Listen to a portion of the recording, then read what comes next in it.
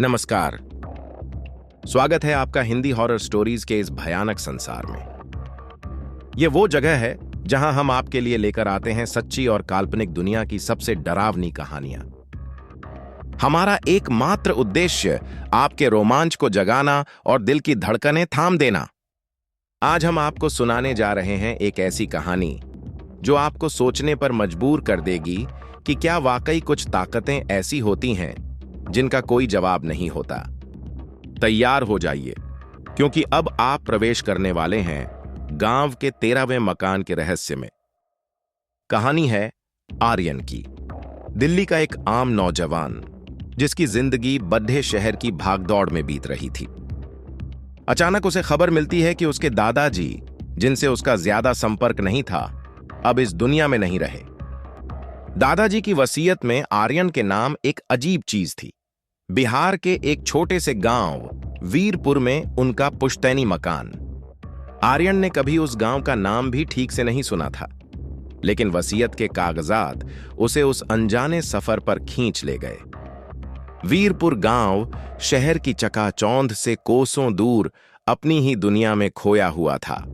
यहां कदम रखते ही एक अजीब सी खामोशी और उदासी महसूस हुई। और फिर आर्यन ने देखा वो मकान, गांव के छोर पर खड़ा, अकेला, खंडहर नुमा। उसकी दीवारें टूटी हुई थीं, खिड़कियां खाली आंखों जैसी लग रही थीं।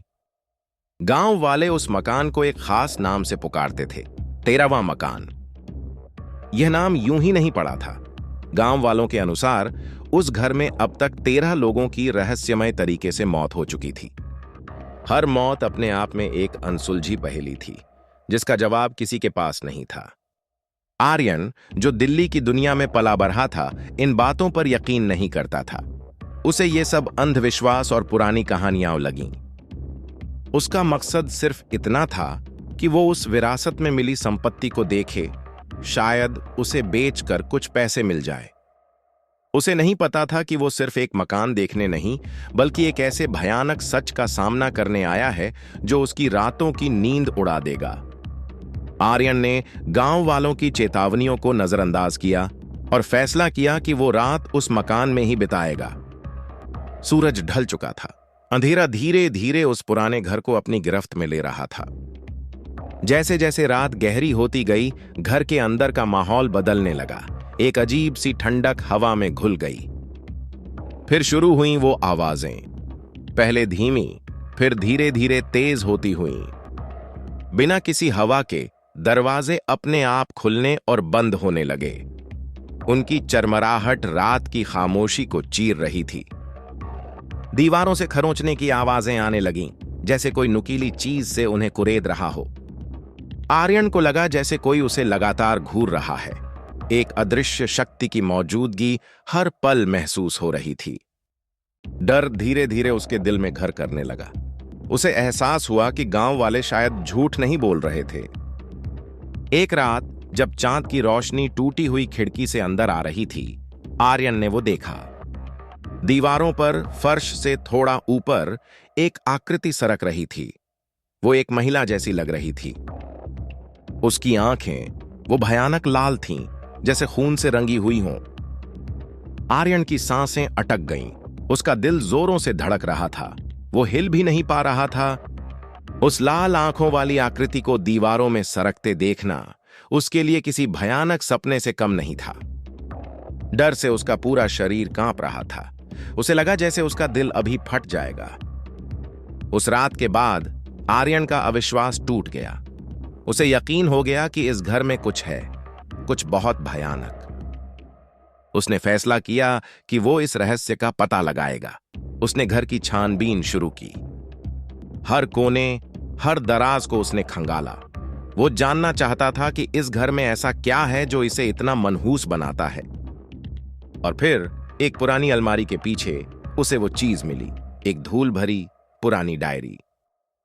डायरी के पन्ने पीले पड़ चुके थे, स्याही धुंधली हो गई थी, लेकिन उसमें जो लिखा था वो इस घर का काला सच था। डायरी किसी पुराने जमाने के मालिक की थी, जिसने घर के निर्माण के बारे में लिखा था। और फिर आया वो भयानक खुलासा। घर की नींव को मजबूत करने के लिए एक तांत्रिक के कहने पर एक छोटी बच्ची को जिंदा दफनाया गया था। यह परच कर आर्यन का खून जम गया, उसके रोंगटे खड़े हो गए। उसे समझ आ गया कि 13वां मकान क्यों मनहूस था। यह उस मासूम बच्ची की आत्मा का घर था जो शांति से सो नहीं पा रही थी। वो आत्मा जो शायद उन 13 मौतों के पीछे थी। एक और रात आर्यन उसी घर में था। डायरी में लिखा सच जानने के बाद उसका डर और बढ़ गया था। थकान और डर के मारे उसे नींद आ गई, लेकिन वो नींद किसी सुकून से भरी नहीं थी। उसे एक भयानक सपना आया, इतना असली, इतना डरावना कि उसकी चीख निकल गई।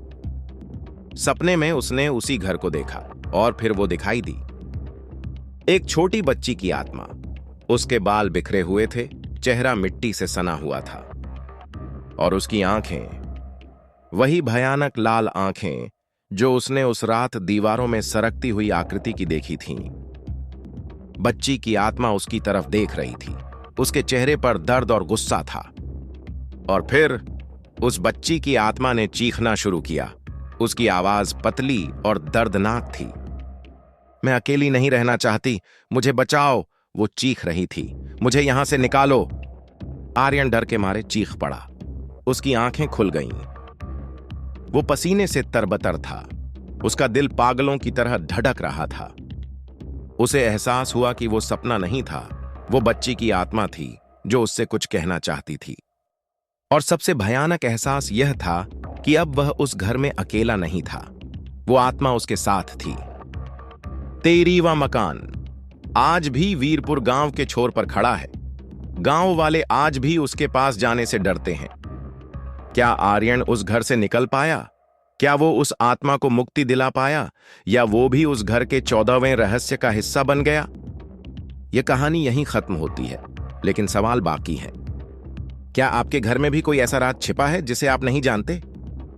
अगर आपको यह कहानी सुनकर डर लगा हो तो इस वीडियो को लाइक जरूर करें। अपने विचार कमेंट्स में बताएं। क्या आप ऐसी आत्माओं पर विश्वास करते हैं? और हां, अगर आप ऐसी और भी डरावनी कहानियां सुनना चाहते हैं जो आपकी रातों की नींद उड़ा दें, तो हमारे चैनल को सब्सक्राइब करना ना भूलें।